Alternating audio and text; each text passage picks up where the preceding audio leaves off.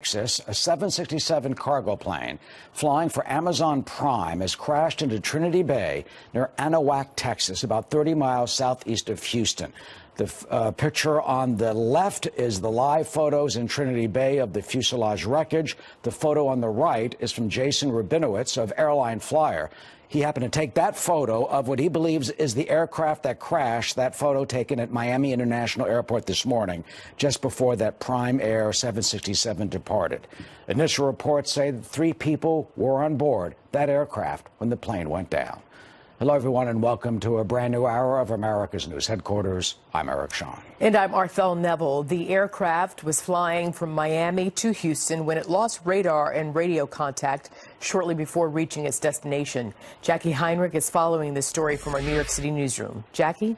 Arthel, the local sheriff's office is reporting they have not found any survivors at this time, and they don't expect to find any. There were 3 people on board that plane. We're just now getting our first look at the wreckage.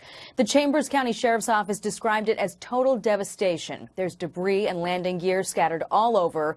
The area where the plane went down is a muddy marsh in Anahuac's Trinity Bay, known for duck hunting. The marshland is making for a difficult recovery as investigators search for victims and the plane's black box. The first thing that I saw the minute I got out there was just floating debris, everything from bed sheets to women's clothing to cardboard boxes to a lot of fiberglass. And then as we got close,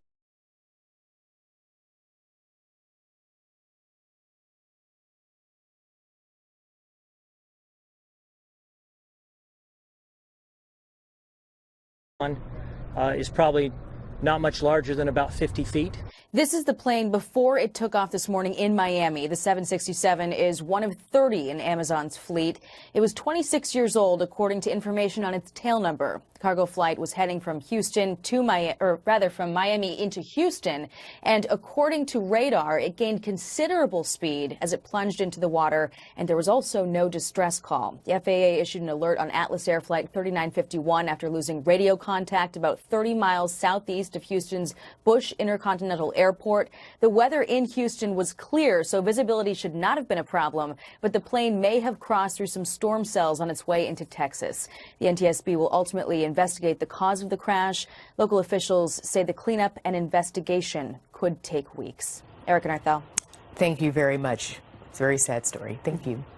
Thank you. Eric? And we have new information on Special Counsel Robert Mueller's sentencing memo about Paul Manafort. That was released to the public today. Well, according to the heavily redacted memo, the former Trump campaign chairman, quote, redacted is accurate. You can see the black lines right here. The deadline was last night at midnight. That deadline was met, but the documents were not released until just a few hours ago. Now, there are 800 pages in total. That includes all of the exhibit documents. The actual sentencing memo right here, just 25 pages, and it is redacted, as I mentioned. Now, I spoke with our justice producer who says there are no major bombshells here. In fact, many expected to find out a prison recommendation for Paul Manafort from the special counsel, but there's no specific sentence number mentioned. I want to read part of that memo. It reads, quote, Manafort chose repeatedly and knowingly to violate the law, whether the laws prescribed garden variety crimes such as tax fraud, money laundering, obstruction of justice, and bank fraud, or more esoteric laws that he nevertheless was intimately familiar with, such as the Foreign Agents Registration Act, better known as FARA. Now, this news about Manafort comes as an official with the Justice Department told Fox News just yesterday the special counsel's report will not be released to the Justice Department this coming week. Court documents allege Manafort shared polling data with an associate who authorities argue has ties to the Russian intelligence community. Back in September of last year, Manafort pled guilty to 2 counts of conspiracy related to his lobbying work in Ukraine as part of a plea agreement. Now, Mueller's team originally planned to offer Manafort some sort of leniency for cooperation, but that all went out of the window when the judge found out that Manafort allegedly lied to investigators after agreeing to work with them. Important to point out, this is not the only case on Manafort's plate. On March 8th, in a few weeks, he'll be sentenced in a Virginia case involving tax and bank fraud. 69-year-old Paul Manafort could get up to 25 years in that Virginia case. The sentencing memo wraps up arguing that releasing Paul Manafort from prison presents a risk of him doing it all over again. Eric? Wow. Meanwhile, Dave, you showed us all those redactions where they hide stuff. Is there any possibility that some of those redactions could ever be made public? We could find out exactly what's in it. A lot of people want to know exactly what's in it, the juicy parts of this document. It's not likely that's going to happen until the Mueller report is totally released and the Manafort case is closed. And we're told that that could be wrapping up soon. He's going to be in court here in the next month. All right, Eric. we'll see when that report finally comes out. David, thank you. All right, Thel? Sure. Eric, thank you. A Chicago judge has set R&B star R. Kelly's bond at $1 million after he was charged with 10 counts of felony sexual abuse. The 52-year-old singer, whose real name is Robert Sylvester Kelly, has been in police custody since turning himself in last night. Prosecutors say Kelly abused 4 women, 3 of whom were minors between 1998 and 2010. Kelly's lawyer accuses the women of lying. Right now, he's presumed innocent.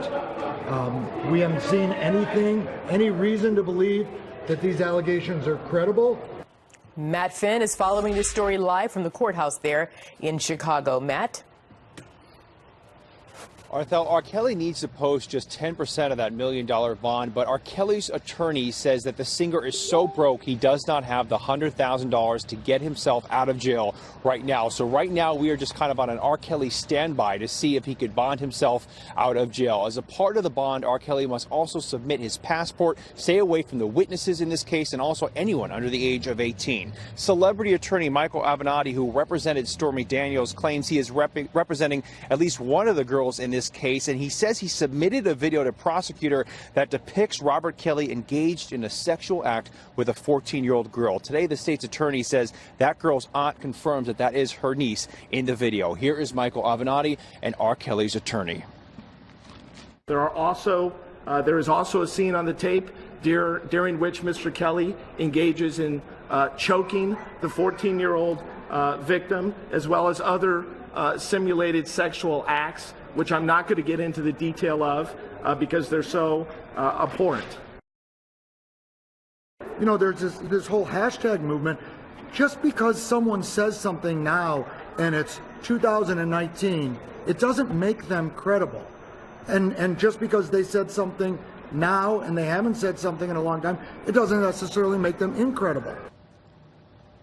Prosecutors now say that R. Kelly met one of the girls in this case at his previous sexual assault trial when he gave her an autograph, and he met another one of the girls on her 16th birthday. That girl's mother tried to intervene, but she ended up contacting R. Kelly. R. Kelly faces 3 to 7 years for each of the 10 counts that he's been charged with. Arthel. Matt Finn, thank you very much for the update.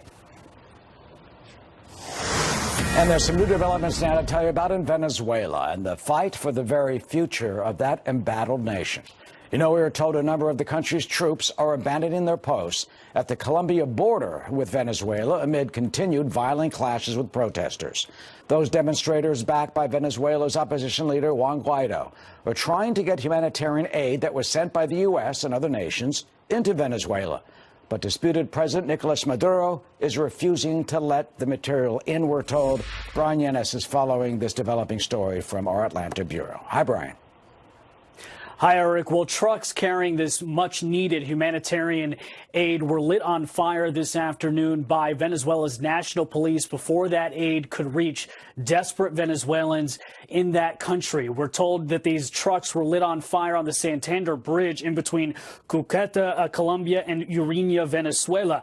We're told Venezuelans jumped on these burning trucks to try to salvage as much food and supplies as they can. Now, opposition leader Juan Guaido was seen on one of the humanitarian aid trucks earlier today. He's declared victory tonight, claiming that some trucks have made their way into the country, though we can't confirm that. Guaido, the man the United States recognizes as Venezuela's true president, not Nicolas Maduro, tweeted moments ago in Spanish, quote, "We continue to receive the support of the international community, which has seen with its own eyes how the usurping regime violates the Geneva Protocol, where it is clearly stated that destroying humanitarian aid is a crime against humanity. Standoffs are continuing throughout the borders of Venezuela between Colombia and as well as Brazil as President Nicolas Maduro's military forces and National Guardsmen block bridges to prevent the aid from being brought into the country. The opposition has encouraged Venezuelans to flood these bridges in the hopes that this will force the military to allow these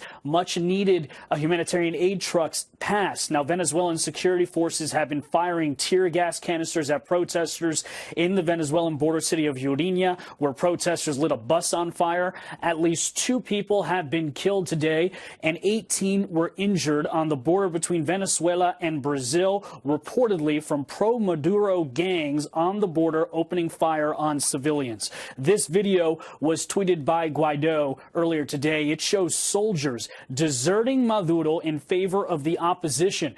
President Trump, Vice President Pence, and National Security Advisor John Bolton have all tweeted their support for Guaido in Venezuela today. Meanwhile, President Nicolas Maduro, while he gave a speech in Caracas, urging the United States and President Donald Trump to keep their hands off of Venezuela. He also said that he is prepared to give up his life for a free and independent Venezuela. Eric. All right, Brian, we'll see how this progresses. Thank you. Arthel? Eric, meanwhile, here at home, Acting Defense Secretary Patrick Shanahan making a one-day trip to El Paso, Texas to visit the troops there.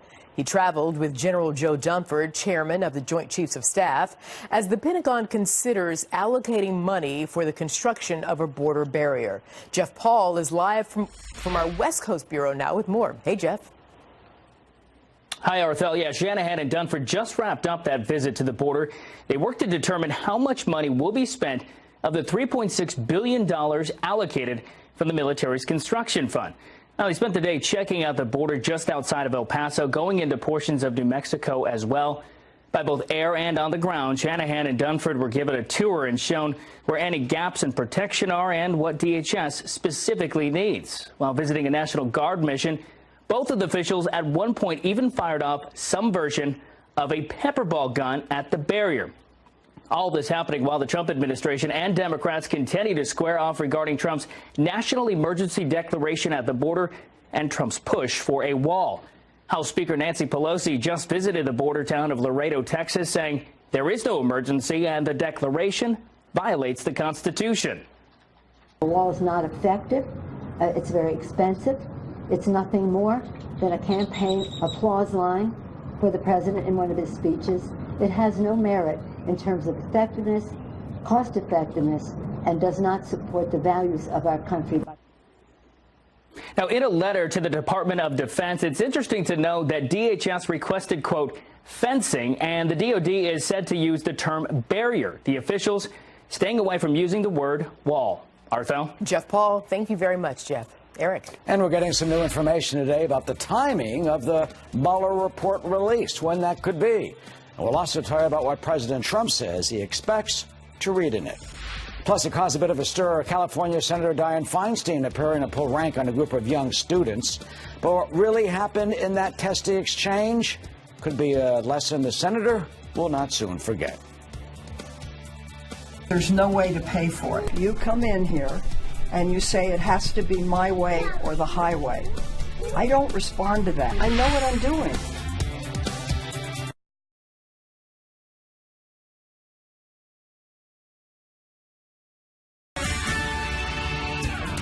This is about the oath we take to protect and defend the Constitution of the United States.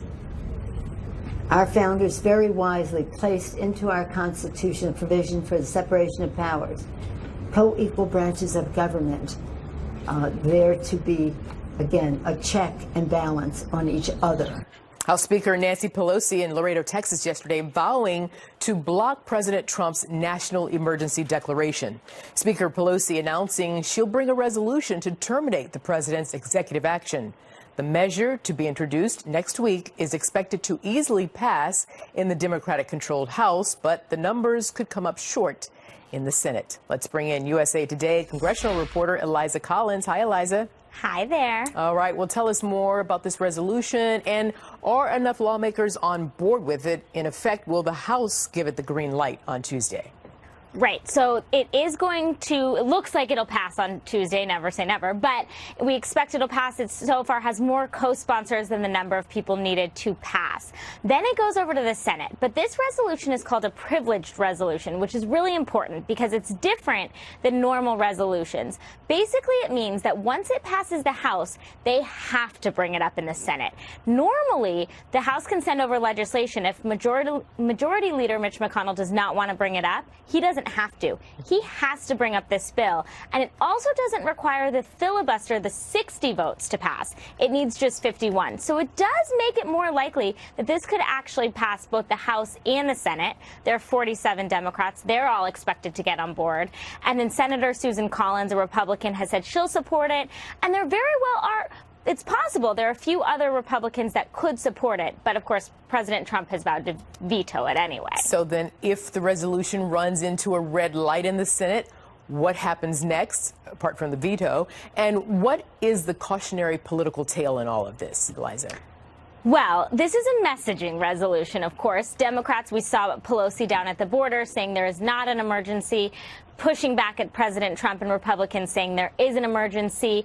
Basically, Democrats are hoping to make Republicans uncomfortable. The national emergency has split the Republican Party on, because when President Trump talked about possibly declaring a national emergency, it made some Republicans uncomfortable who said that they thought this could be an overreach of executive power, and in the future, a Democratic president could declare a national emergency about, say, climate change or gun control. And so Republicans were very vocal about that. But now that he has declared the national emergency, we'll really have to see if they're going to vote to stop it, especially when the whole thing is going to run into a veto, even if it does pass. So in the end, the question will be, can Congress put the brakes on the president's veto? And then also I want to ask you, which party faces the most political damage in the aftermath? I really do not know. I mean, I think polling so far has shown that Americans generally side with Democrats on this. They did not support a shutdown on the wall. They were uncomfortable with a national emergency. But I'm not sure. This is likely to go into the courts because while Congress is trying to stop it on their own, the president's expected to veto it if it by some chance makes it out. It's not likely that Congress could pull together the 2/3 majority to stop the president's veto. But there are other options. There are already lawsuits filed to try to stop this. So this is going to go into the courts. This is not going away, and we'll have to see sort of where the public falls. Yeah. I mean, you make a good point on all of those points. So, Eliza Collins in your pretty red dress, me and my Kelly Green dress together, we're beginning to look a lot like Christmas. Exactly. Bye-bye. Bye, thanks. Thank you. Well, a group of kids got kind of a harsh civics lesson when they confronted California Democratic Senator Dianne Feinstein. Kids from what's called the Sunrise Movement, an organization that describes itself as wanting to stop climate change. Well, they met with the veteran lawmaker in her San Francisco office yesterday. They demanded she support their Green New Deal. But the senator, who doesn't back the proposal, said she was not going to be lectured by school children, and then the clip went viral. We're trying to promote the Green New Deal. Well, there are reasons why I can't, because there's no way to pay for it. You just can't go in and say, okay, we're going to take hundreds of millions from here and hundreds of millions from there. It just doesn't work that way. Some scientists have said that we have 12 years to turn this around. Well, it's not going to get turned around in 10 years. Well, that clip was just about a slice of a 15-minute conversation, but since that group posted the video of the meeting, the senator was criticized for her tone. She later issued a news release saying she wants the children to know she heard them loud and clear, and she's committed to doing everything she can to enact real, meaningful climate change legislation. And others will point out the whole video shows a longer conversation. That part, well, they didn't release that, it seems, what they did release, they say, kind of unfairly showed the whole full situation. So we report, you decide. So there. Yeah. We're moving on because we're moving closer to the release of Special Counsel Robert Mueller's Russia report. How President Trump is reacting. We'll talk about that when we come back.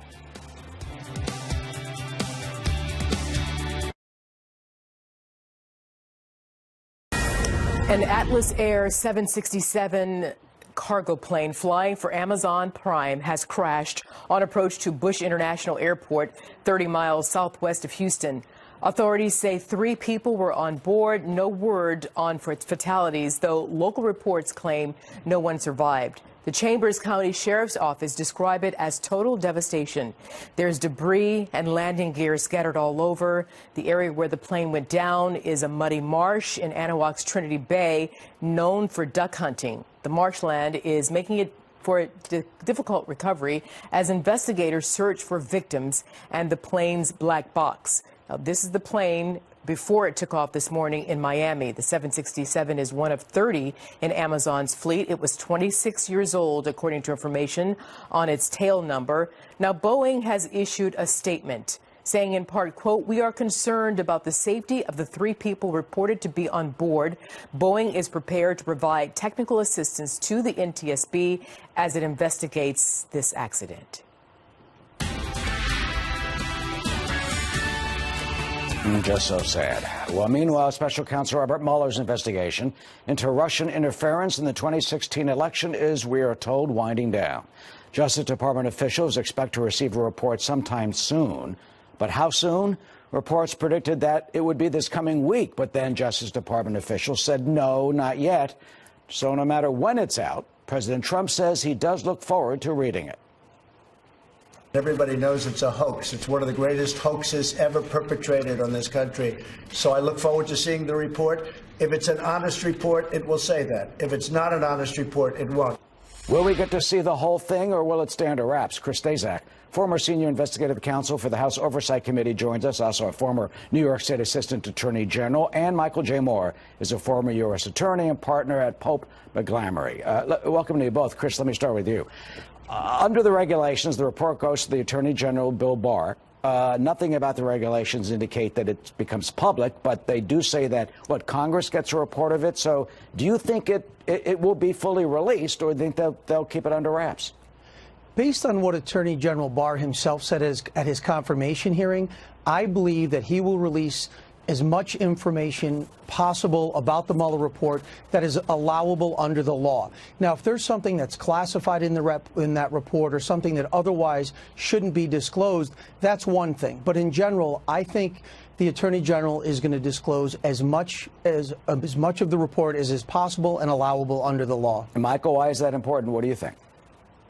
You know, I think it's important for the public to have some confidence and some degree of comfort with the amount of information that they're getting. I mean, essentially, the report's done for the American people, and we've got taxpayer dollars in it. It just needs to come out. I think, too, you know, the Attorney General is going to be faced with the knowledge that now that we've got a Democratic-controlled House, that there will be committees and subcommittees that meet in connection with the happenings there, and that other information might come forward. So I would not think that he would want one of his last legacies being that he tried to sweep something under the rug. Yeah, in terms of the Congress, you just mentioned it. Here's our senior judicial analyst, Judge Andrew Napolitano, saying basically that any member of Congress can release it on the House floor, I guess. Here's what the judge said about that. Here's what will happen. Am I a tough boss? Sometimes, yes. Have I pushed people too hard? Yes. But I have kept expectations for myself that are very high. I've asked my staff to meet those same expectations. And the big point for me is I want the country to meet high expectations. Reports of Senator Amy Klobuchar being tough, a tough boss, is getting attention in the cover of New York Times. On the front page, we see an article, and they've been profiling lots of different candidates vying for the 2020 nomination, about Amy Klobuchar's taunts and timbers. This one is an article about an incident. She's running late. She's busy. She's getting on a flight. She's with a staffer. The staffer grabs a salad for her at her direction, but somehow fumbles, as the article says, the utensils. So she getting on a plane, hungry, and doesn't have a fork to eat that salad with. The great first line of this article, Senator Amy Klobuchar was hungry, forkless, and losing patience. She then, and in fact, here's more of it. She pulled a comb from her bag and began eating the salad with it. According to 4 people familiar with the episode, she handed the comb to her staff member with the directive, clean it. So an odd story. I'm not sure it's worthy of the cover story, but it's certainly, well, here's my contribution to the segment. To eat I'm done. I'm breakfast out. This morning. Yeah. Look, I don't think that eating salad with a comb is great, but she was being resourceful in a moment when her staffer failed, and she asked him to clean it up after he failed to give her the utensils. So you know what? I don't blame her for it. Being a tough boss in Washington is the name of the game. That's how you succeed. It's a tough town to be in. It's a place that you go to work hard. And as she admits, she can be too tough sometimes. But the comb thing, it seems to be true considering there are 4 different sources who have verified it. But it just seems like a pretty petty thing to do or to attack her about. Moving from beyond the comb for a second, you guys are both D.C. knowledgeable. What's going on behind the scenes? Why is this coming out when it's not coming out with regard to other bosses, male and female, who, let's face it, D.C., there are 535 Congress people. There are 535 Type A personalities who are aggressive with their staffs. Why is this coming out with regard to... I do think she may be the only person who ate a salad with her comb. That is a valid point. That doesn't have a valid point. No, but to the larger picture. But the larger picture is that she is going to be part of a primary of 25 plus people, maybe more than that. And these stories are going to come out because people are going to try and get people out of the race and to knock down their credibility or give them notches on things that they can, because there's so many people defining candidates gets very difficult. So while they try to stand out, there's also things that people who don't want them to be elected have to expose, including eating salad with a comb. So this isn't the last one we're going to hear. Like, we're going to hear Cory Booker creating tofu with a curling iron. Yeah, we'll see some of that. It's happening. Your question's a good one, though, because whether or not you're a candidate that supports socialism, that you, if elected, would take us to that sort of policy versus eating a salad with a comb. I'm not sure the priorities of the journalist were digging in the right area. Well, if I were a Democratic strategist, I would say, or Republican strategist, I would say, well, we're not going to be eating any salad with any kind of utensil, whether it's a comb or a fork, under socialism. True. A good point. Yeah. Can I have my comb back? You want your comb back? Okay. Just put it back in your pocket. You need a salad? Yeah, no salads at 9:30. All right, turning now to your headlines. A judge throws out criminal charges against the co-owner of a Missouri water park where a 10-year-old boy died. Caleb Schwab was beheaded after going down the world's tallest water slide in 2016. The judge ruling that the state's attorney general tainted a grand jury by giving certain evidence in order to get indictments.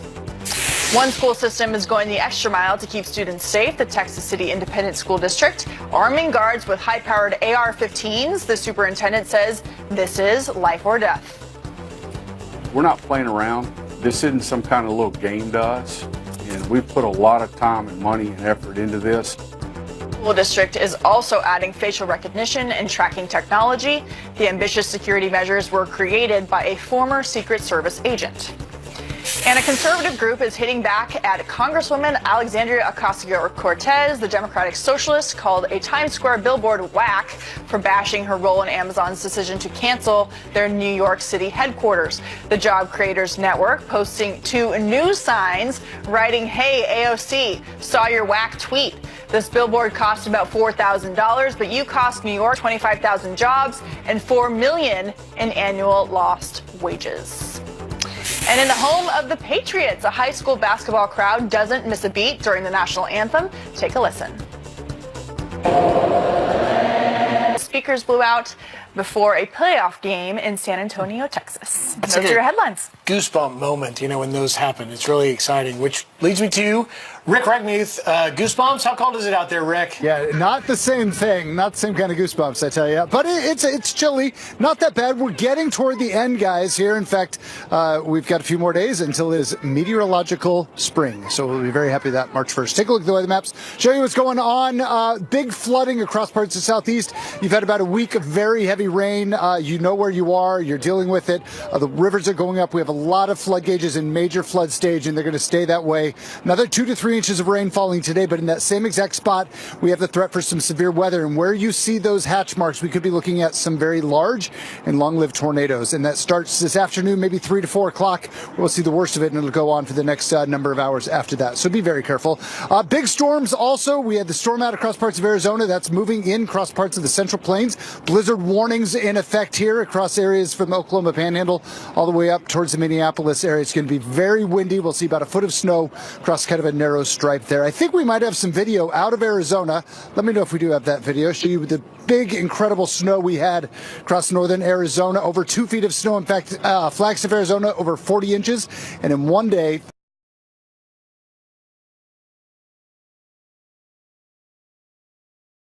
35 inches. That was their snowiest day on record. That's out of there, but we have more rain coming in across Northern California over the next number of days, which will likely cause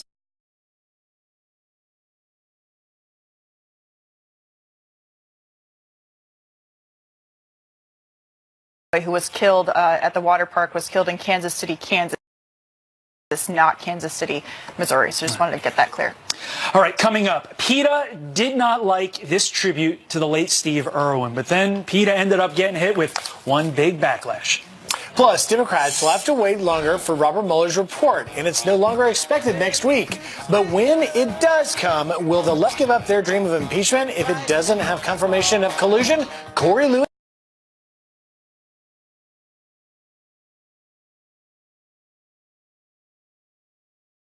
are entitled to be left alone in their natural habitats. In this, Netflix subscribers are letting their shared accounts last longer than their relationships. 13% of adults use an ex's account, according to a new study by media company Extremist.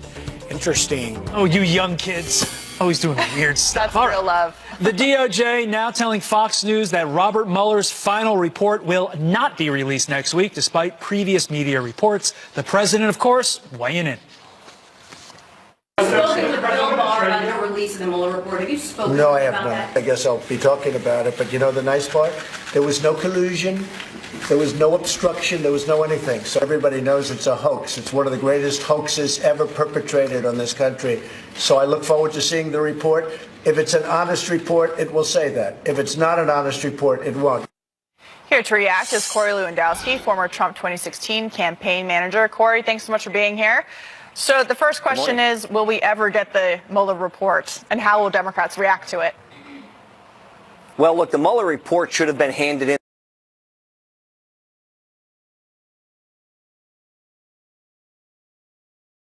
The president is leaving to go to Hanoi to renegotiate the denuclearization of the Korean Peninsula, one of the most important things our nation has and the world has in front of it. And we should have had the report out already to prove to the world something I already know. There was no collusion, no cooperation, no coordination between the Trump campaign and any outside entity to impact the outcome of the 2016 election. But let's be clear. If there was anything, this is on the Obama watch.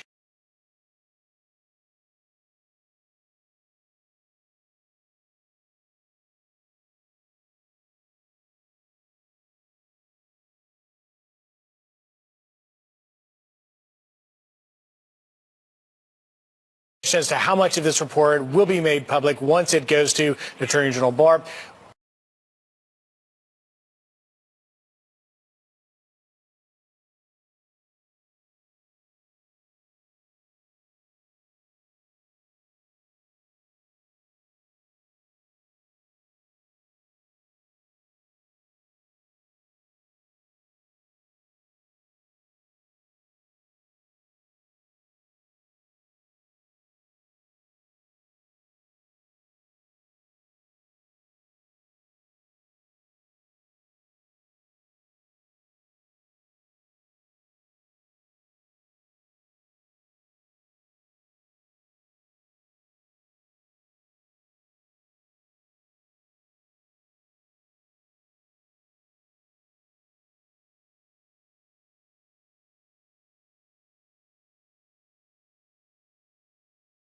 No inside knowledge whatsoever, is he's going to share that with the committees of jurisdiction, and he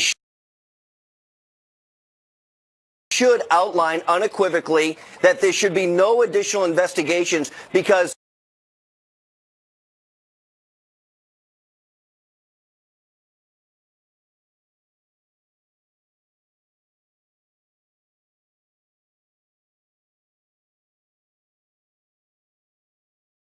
So, Corey, Democrats have been very adamant, and some Republicans, about protecting the Mueller probe.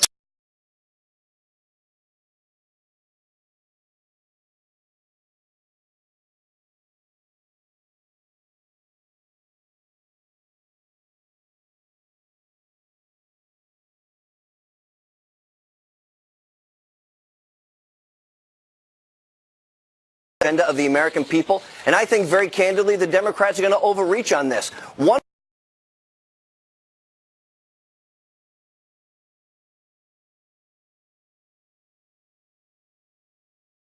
2020 election, where I predict Donald Trump will have a bigger margin of victory in the Electoral College than he did in 2016. You heard it here first. All right. We'll see how mark it the goes. tape. We shall see. It's not over yet. Corey, thank you very much. Thanks, Corey. Thank you. Well, a college student steals the show during a Michael Bublé concert at Madison Square Garden.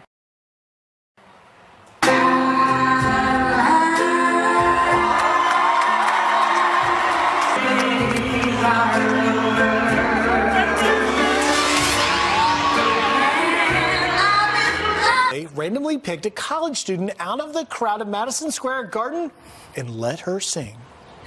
Bellucci with At Last.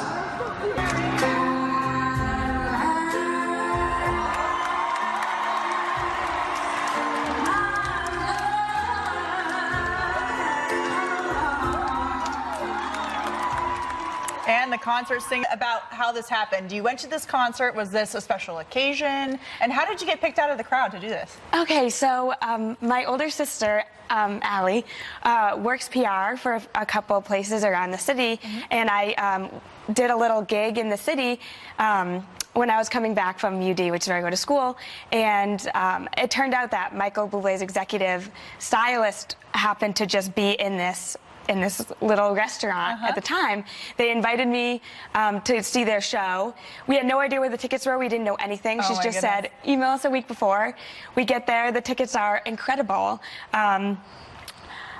She sings 2 songs. Allie and I are freaking out. It's amazing. And then he asked someone to sing he's talking about people singing the song that they're most confident singing, their shower song. Right. And Allie was screaming and I was screaming and he picked me. And the woman who gave us the tickets afterwards came out and said, Erin Bellucci, I had nothing to do with this. I did not tell Michael Bublé you were going to be here. That's so cool. I didn't say anything. She said she was backstage and she recognized my voice and came running out and was like, that's the girl that I invited to the show. That's awesome. We want to hear her sing, but quickly, what's going through your mind when all this is happening? I was just like, I knew she was going to kill it. She's been singing this song since she was 12. This is truly like her song. And the second I thought he was going to ask someone, I'd start freaking out because I knew this was her opportunity. And this isn't Happy Birthday. This is a really tough song to sing. It is. And you knocked it out of the park. It is. Thank you. Of course, we've done enough talking. We want to hear you sing. Ladies and gentlemen, West Hartford, Connecticut's own Erin Bellucci. Take it away. Thank you.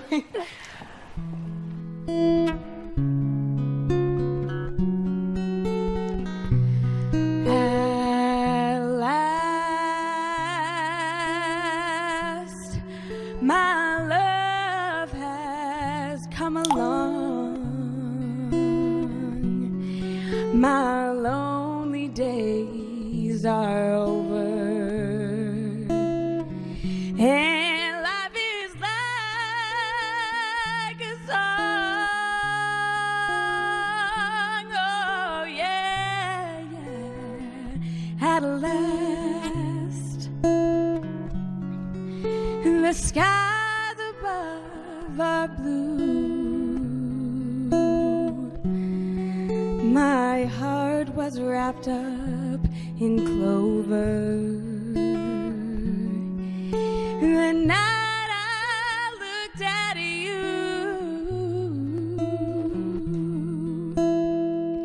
I found a dream that I could speak to, a dream that I could call my own. I found a thrill to press my cheek to, a thrill that I have never known. Oh, yeah, yeah, you smiled, oh, and then the spell was cast, and here we are in heaven, for you are mine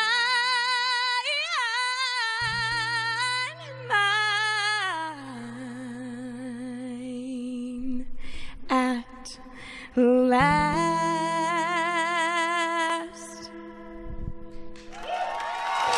Wow. Wow. Wow. Well, are you busy at any point during the All-American Summer Concert Series? Because No. I'm going to talk to some people. That was amazing. Oh my goodness. What's next for you? This is a big deal. Well, I'm a student at UD, but I'm really excited to see what this opportunity brings, and I'm so grateful for everything that's Is it bringing happened. a Michael Bublé promising a career? I mean, you saw the movie A Star Is Born, right? I mean, Yes. like, what's this mean for your future career? I hope it means great things. I just feel so lucky and so blessed. I write music and I record music. I sing in the shower and for people and for my teachers at school. And Well, so thank you for singing for us That was and for amazing. all Thank the people you. watching. I got We really chills. I think we all got Thank chills. you so much. Best of luck. More Fox and thank Friends in you. just a moment.